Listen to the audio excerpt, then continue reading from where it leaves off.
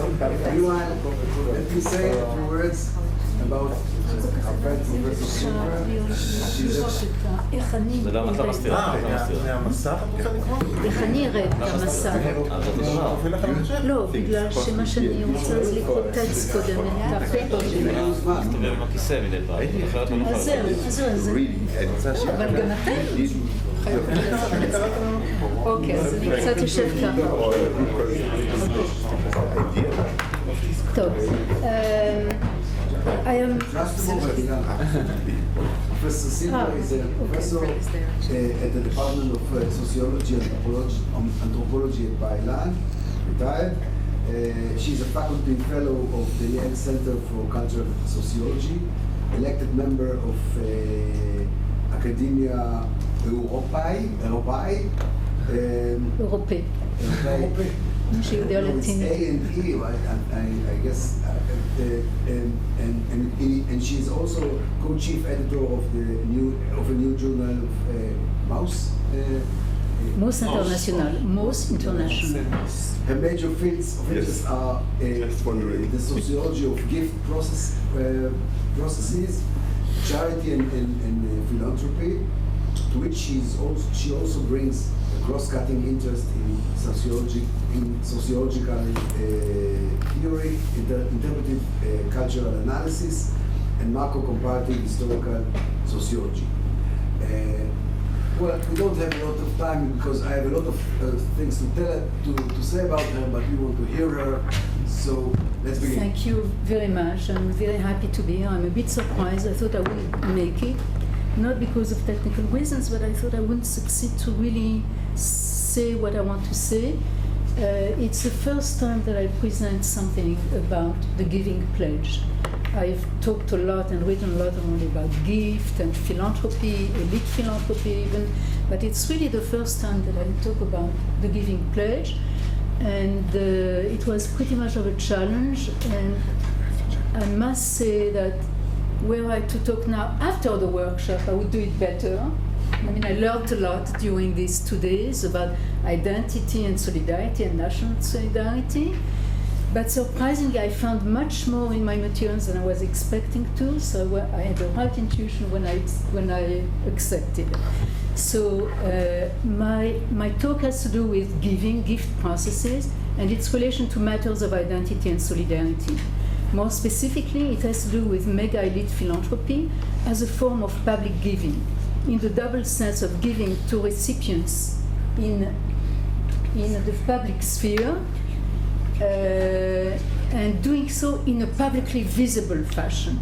These are two senses of the term public giving that do not always coincide, and interesting so they do so in the Giving Pledge, a campaign encouraging the wealthiest individuals and families to declare their commitment to dedicate a majority of their wealth to giving, and counting now some 230 donors since launched by Warren Buffett and Bill and Melinda Gates in 2010.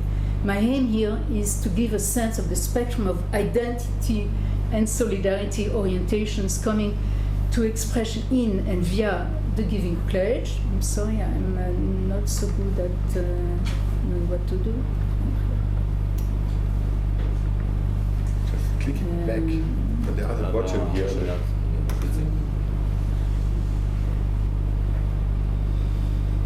And I shall do so by combining a meta-analysis of the Giving Pledge. And it is an organization. We have to learn what it is as an elite social formation with a thematic, cultural discursive analysis of the letters of commitment donors are invited to provide upon joining the pledge. By and large, I adopt an approach that harks back to Paul Vell, but I won't exactly explain how. It takes simply a lot of time, but it's a great landmark classic study of what we call now elite philanthropy in ancient Greece. And what is important is the bottom point here, that you have to historicize and contextualize. Okay? Now, what is today's macro context? You actually know, I don't have much to talk about. Fragmented, unprecedented levels of inequality, rising level of concentration of wealth among the top wealthy, financial and digital capitalism, but it's also a public arena of fake news, spectacle, appearances, and all that. Declining trust in everything in governance, and of course declining trust in elites, even resentment and anger against elites. So and I think that the best book about that is Shipman, Edmonds, and Turner. It's not very well quoted. These are very prominent sociologists, and I think they reach a very important sum up of that situation. Now, so what happens now in the context in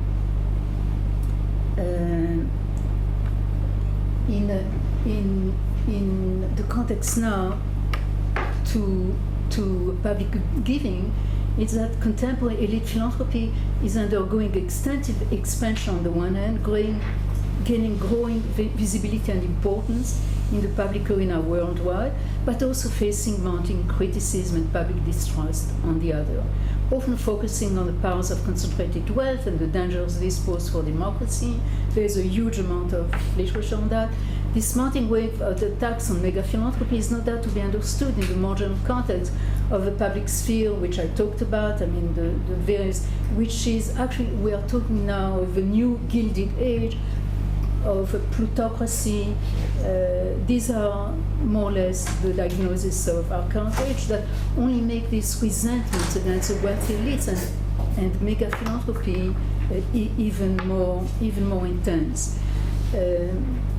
Mega-philanthropy often ends up being framed as an asymmetric and threatening, unaccountable and unregulating mechanism, mainly serving to uphold the privileged position of the hyper-wealthy classes and neoliberal capitalism at large. So much so, and this is what is important to us here, that the benevolent, generous, and solidary facets of philanthropy giving are simply brushed off the picture. I'm sorry, I have a problem of technical.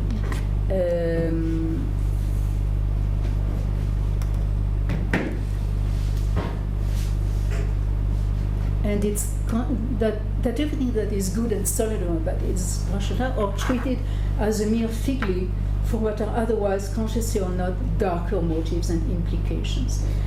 There is a lot of secrecy. There is a problem of this I can show here. Okay, so one-sided image that is emerging. I like this caricature that more or less sums up the situation of philanthropy nowadays, that even those who receive a lot of money from these mega philanthropies, yes, I am a charity that should own, I love my billionaire funder. Of course, that's just false smile. A touch of gift theory, I want to read that it's not surprising. All this criticism of philanthropy, all this suspicion is not surprising in terms of gift theory. There is a long line of research on the gift that talks of suspicion of gifts, of the dangers of the darker sides of gifts. I mean, so it is not surprising that it happens, but we need to also remember that all that literature, from Marcel Mauss on, also talks a lot about the gift being a very complex, paradoxical, and risky process. It combines, interestingly, freedom and obligation, conflict and solidarity, precisely, and often unanticipated implications. You can't know what is going to happen. It can go wrong, it can go beautifully or not. So ranging from the ability to forge and conciliate mutually beneficial human relations to a no less potent capacity to undermine them and give expression to benevolent and surrender disposition, as well as competition, domination, or sheer hostility. In addition, making the whole thing more complex in connection to the giving pledge, to a phenomenon like it, but there is also the tension between secrecy and visibility, which is a well-known issue in religious traditions, actually, but is also extremely, I mean, this is another source of tension.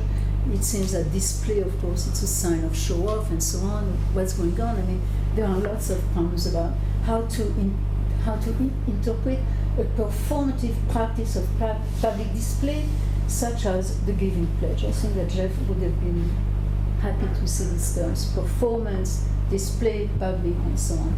Now, what is exactly the Giving Pledge? The Giving Pledge, I mean, you can open the website, it explains what it is. I think I won't spend a lot of time on that. I think you know more or less, okay? And it has been addressed as a social club, which is why Danny here is my hero now. I read his book also, I read his, and I connect to also that. It is kind of, it seems to be a social club, and you know, there are basic facts. It organizes, you know, periodic gatherings.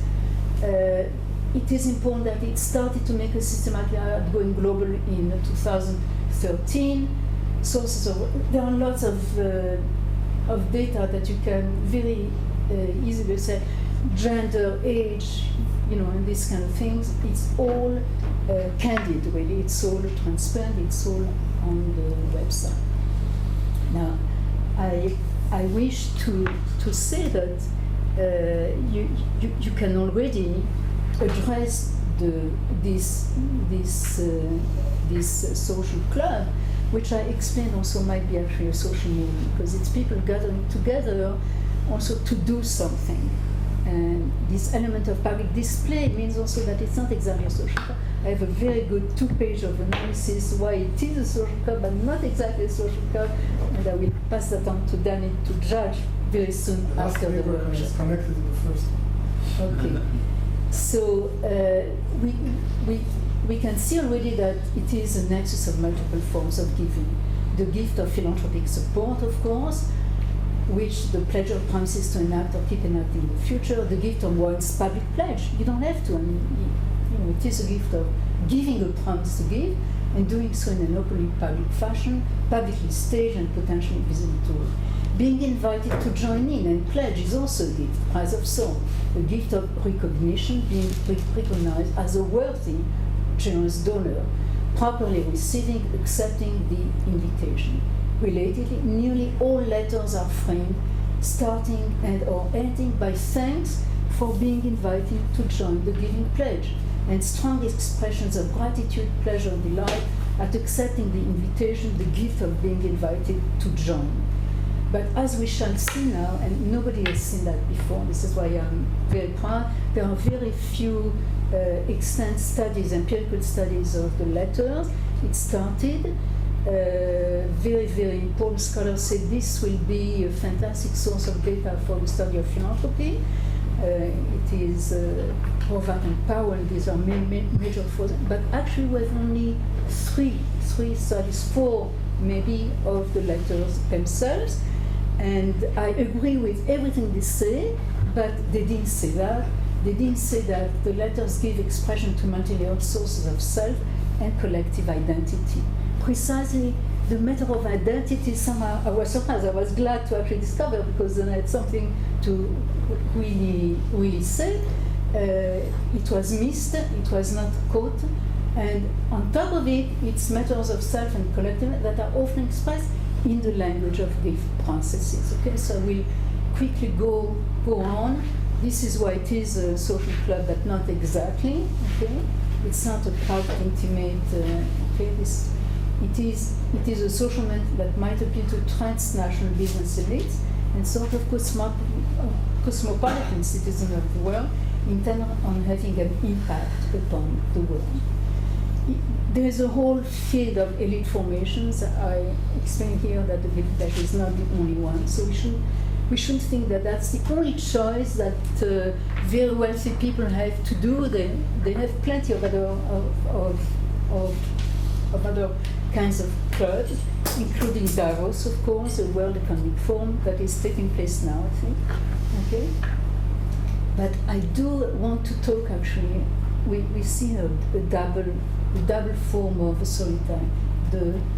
The solidarity in the world, the club-like sociability that Danny talked about, and he actually explains that it can be a conduit of public intimacy and collective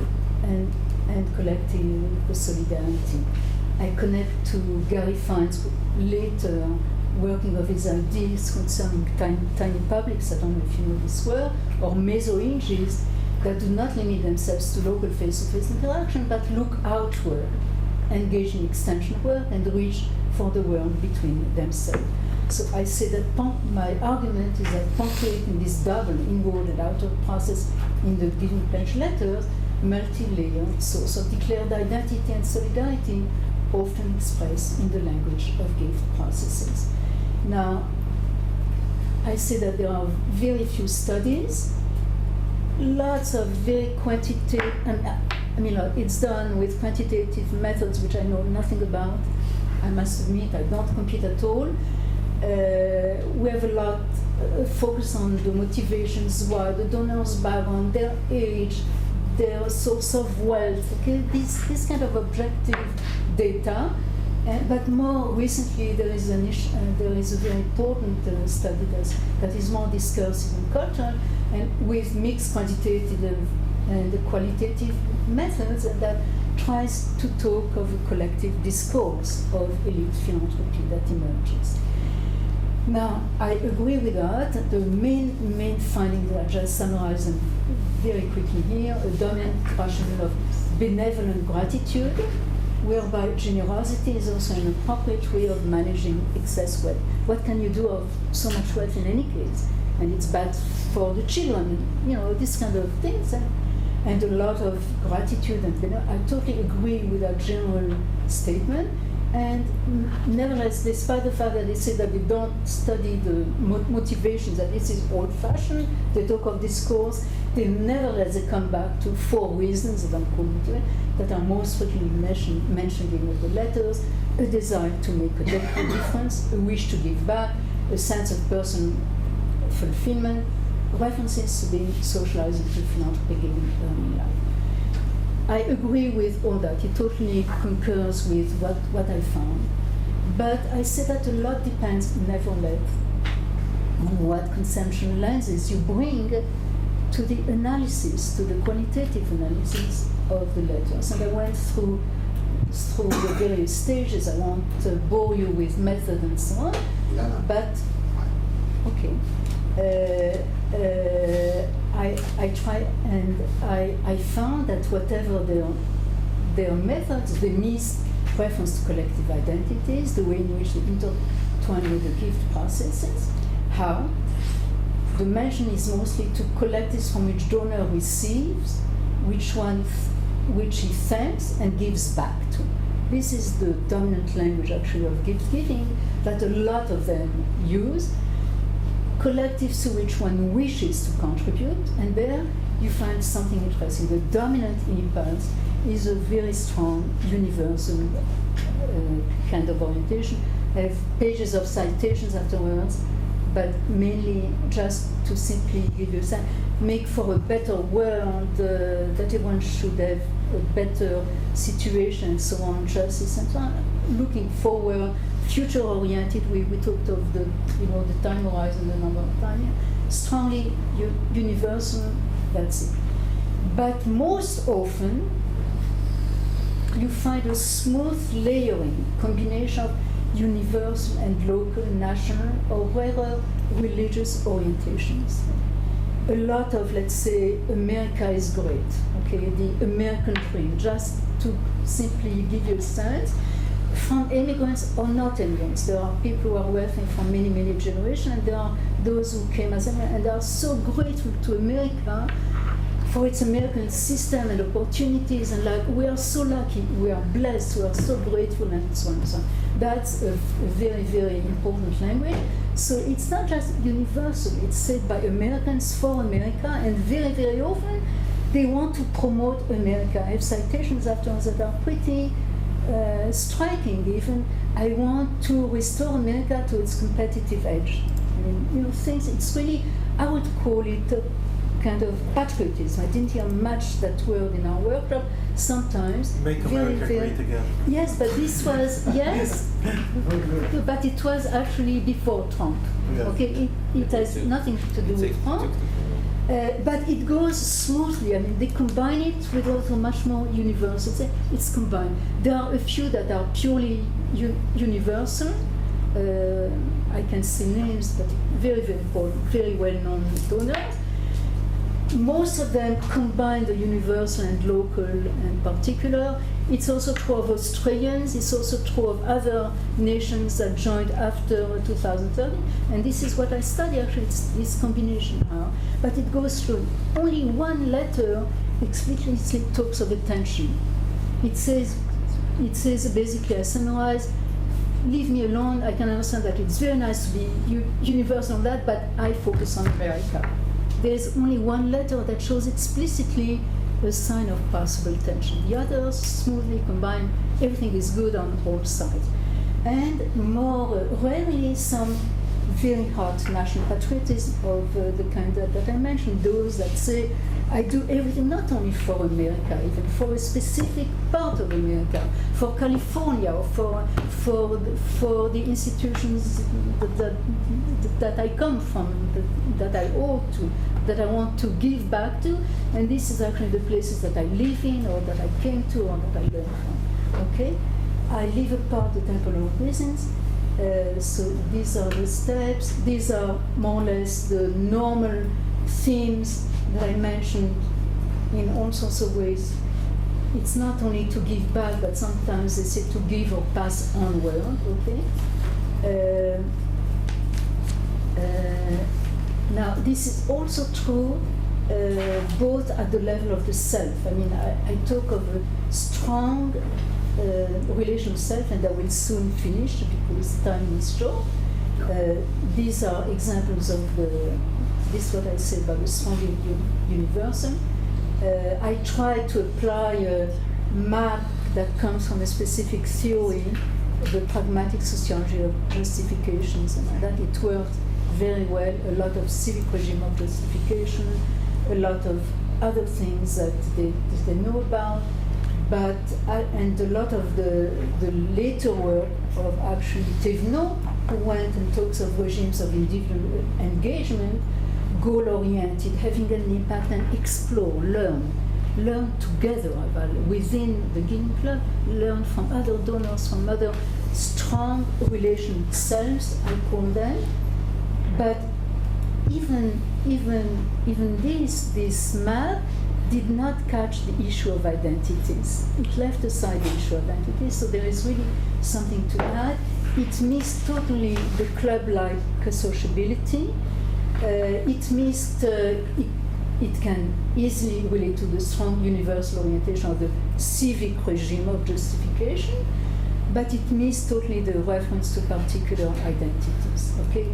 Also some doubts and the problem of display, the emotional and moral work, these kind of things are not addressed actually by that. So the conclusions are, in short, strong relationships. They all talk of what they received and what they want to give back, and how they are shaped not only by what they received and want to give back, but by meeting other people. They specifically say that I've been helped by many people.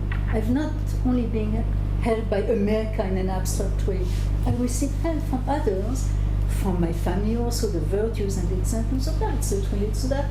And the collective identities are very present, nested within universal orientations, intertwined with gift processes, which I talked about. So actually, I think I conveyed the most important aspects of my results until now, but I think it will improve still until I write it down fully, but I have already a sense that I succeeded to find something that the others had not seen. Well, it's absolutely glaringly present, I think. What it does to identity and solidarity, that's another issue. It's much more complex, and I'm not sure I know what to say about the difference between identity and solidarity, except that gift process is a solidary. I mean, it's meant to build relationship. It can go wrong again, but there's very strong solidarity impulses. But it works at different layers, and they don't seem to see any problem in combining the different layers. Thank you.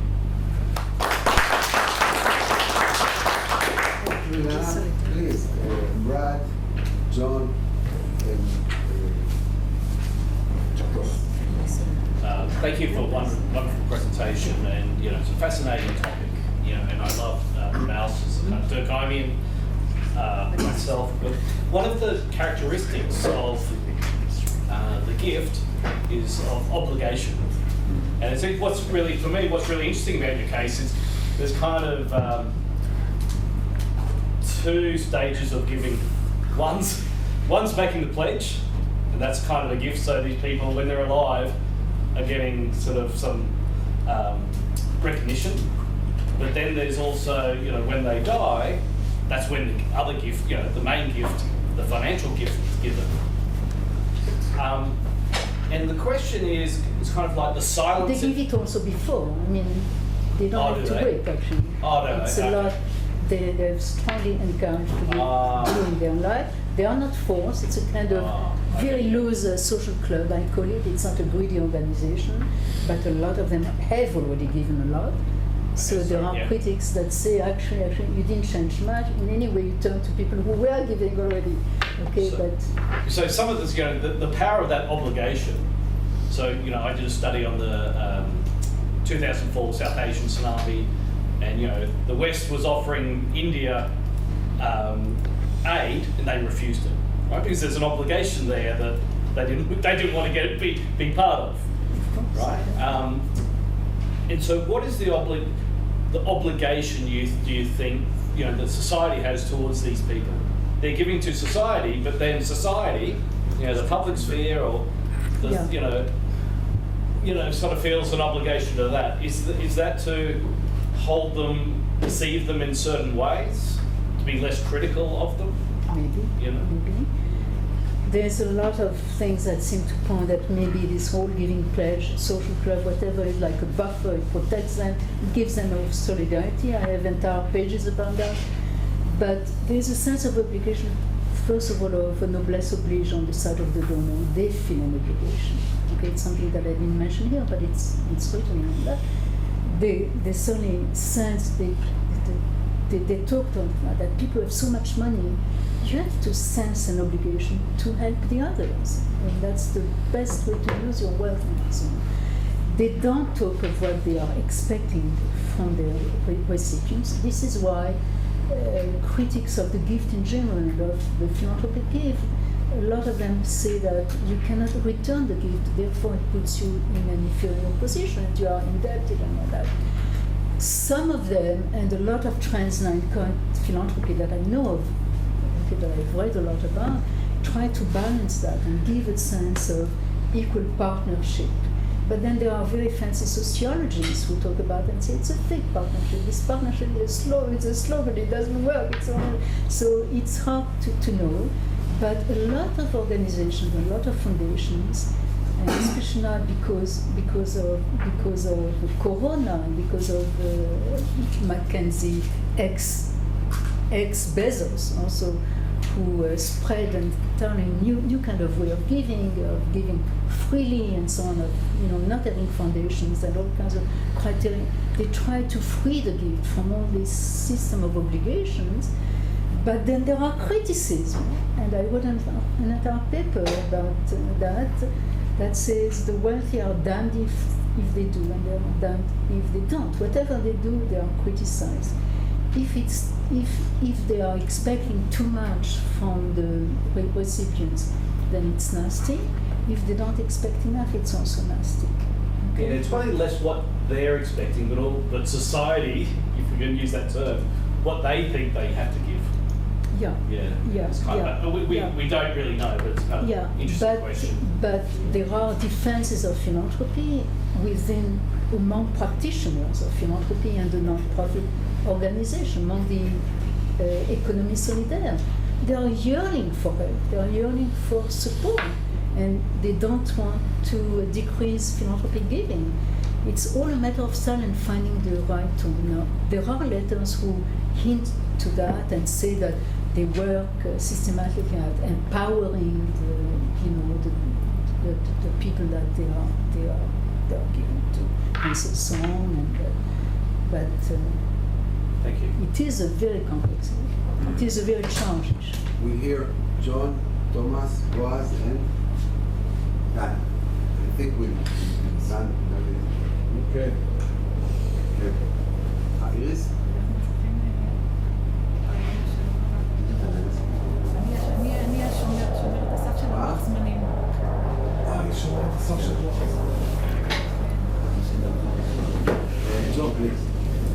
Yeah, thank you. I really enjoyed hearing that. It was very nicely presented. I kept thinking of Dan Lehner's book on philanthropy and nationalism, national solidarities, and I'm trying to kind of flip through the journal article. It's been years since I've read it, but obviously you're showing the universal orientation that's coming out of this, and Dan was interested in how national attachments and solidarities were reproduced through these sorts of things. So I was just trying to. If you could reflect on under what conditions, but you do find some national kind of stuff coming out, just not very much. So why?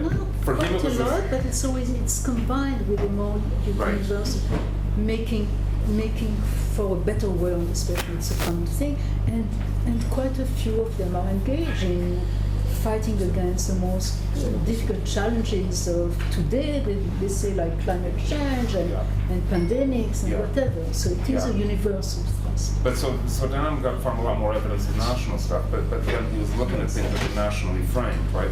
Philanthropic activities that were presented as supporting the Irish diaspora, as Ireland or Israel or something like that. So I just wondered, what can you take away from your study when the national stuff does come through? Is it just anecdotal, or is there some way where you can? No, it's really strong. It's really strong. I can also show citations, and it might be local, national. Okay. Giving that to them, generally making Malaysia a better place. I mean, it's really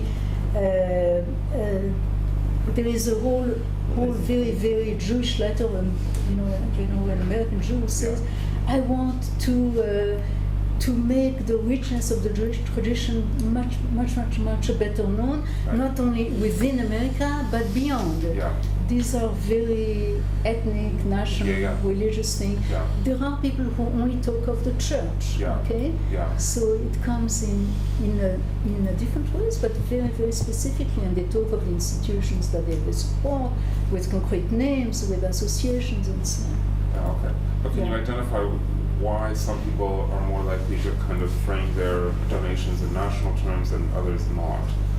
I cannot say why, because they are all equally extremely wealthy, so I don't think it's a matter of want. I don't think I've seen among the quantitative studies if it comes from their source of wealth. There are slight indications that those who come from the high tech and are younger are more willing to join the Giving Pledge. Actually, they are more willing, and they tend to be more future-oriented and more universal. But the Giving Pledge webpage doesn't have anything. They don't talk of universal. Okay. So that's just interesting. Thank you very much. Ilana, thank you. I think this is super fascinating. I pose now a bit of a mean question, really tying nicely also to John's point. So people just give reasons why they donate. That relates a bit to the question. To the question also that Dani started yesterday with. So does identity come first, and then comes solidarity, or is it sociality that comes in?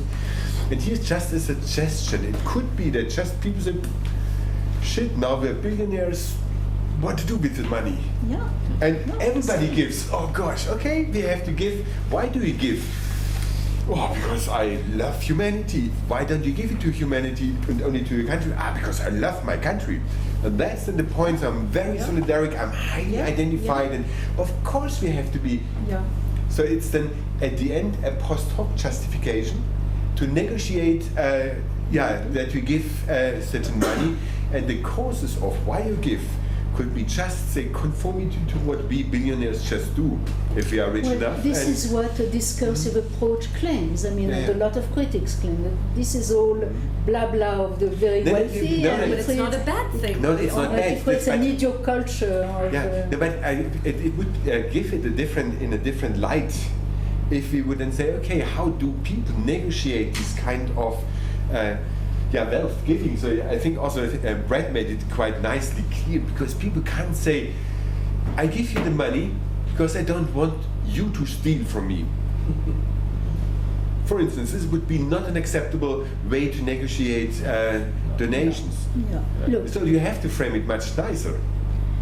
But the effect could be nobody forces you to join the Giving Pledge. It's a voluntary social club. Conformity is a lot of wealthy do not join. It's a minority that actually joins, and there are very wealthy guys like Bezos who explicitly refused. Okay, so it's not that it's a discourse that everyone accepts. Now it might be that once it started, first of all, the more recent donors with the previous donors' pledges. Okay, it's in 2010, and we are in 2020. And maybe there are expressions that they catch from other donors, and they simply repeat. I cannot prove any of that. I mean, no, but Ilana, it's just say to give it a different perspective, not to say what precedes what, because with these ideas you can't say even say show any causality or any linkage directly, but it's a way to negotiate, and I think this is possibly a very fruitful perspective, because I like the term negotiate identities and multiple identities in a very complex world besides and so on. But I cannot prove from the letters how these things are done and why some do it one way and some the other way. But at least I can say one thing is important, and it's the time span that I can talk about. Many letters take the form of a narrative. They talk of their trajectory. How did it start? How did they acquire wealth? How did they actually become a philanthropy? It gives a sense of authenticity. Also, it gives a sense or apologeticness. Yes, and I cannot judge. This is all a matter of ideological choice. Do you want to believe them and trust them? Which I belong to a camp of theory that tends to say, first listen to what people say. Give them credit. Afterwards, you can start and debunk and then mask and all that. But most of what is written about donors is debunking and masking, and very little listening to. So at least I try to read at least. So with the dissonance reduction that I have in mind here as some of the psychological mechanism which may be at work, it's not that you can debunk it or to decamouflage it, because it's there to camouflage. People believe exactly what they write. So therefore I would not change that. And here I would give, of course, the discursive analysis is exactly the appropriate. But just to get some questions out of the way, because you can't answer them with it. But much more this kind of discursive, or then I would say also the negotiation of that, say, giving, and possibly also their own identity. Absolutely, it's a good term. I have an entire page about those who say that it's a buffer and it's a camouflage and all that. I mean, there's plenty of that. But I cannot prove how things are exactly. And of course, I cannot prove if what they say is what happens on the ground. But still, you have a public display, and everyone can read everything, the data and all that. And they can check also. Is it true that you gave to that and that? Thank you, Ilana. It was in Stipend to do So thank you very much for this very interesting project. No, I'm asking for but I'm starting with appreciation. I have a clarification question and suggestion. I do it in First of all, if you want to think of this as a club or even a social movement, I'm missing one important data. And how do you get accepted to this club? What's the mission? Maybe you said it and I missed it. And then my question is, it's in order to be a club,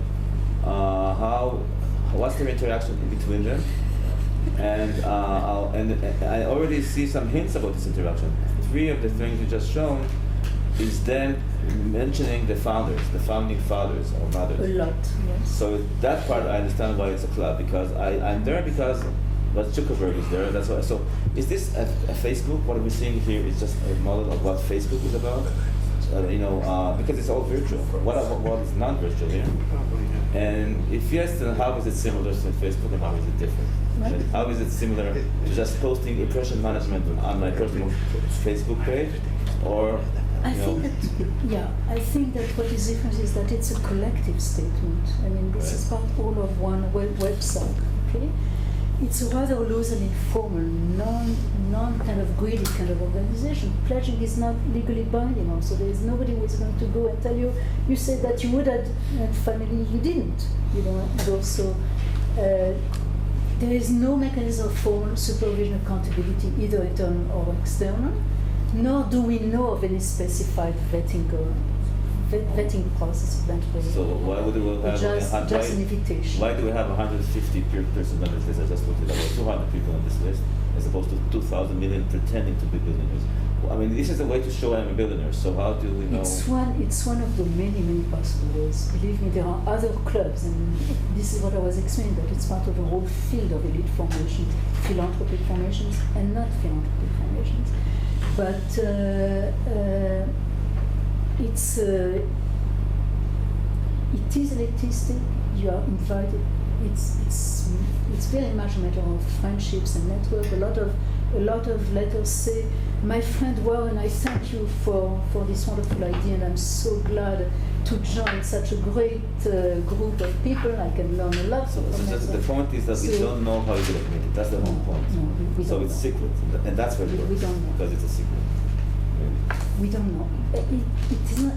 No, they claim that it's based on invitations, and they try to expand. So it's a snowball process. I know that Bloomberg was one of the first recruited, and he talks of this good old friend Warren and all this. And these kind of expressions appear a lot.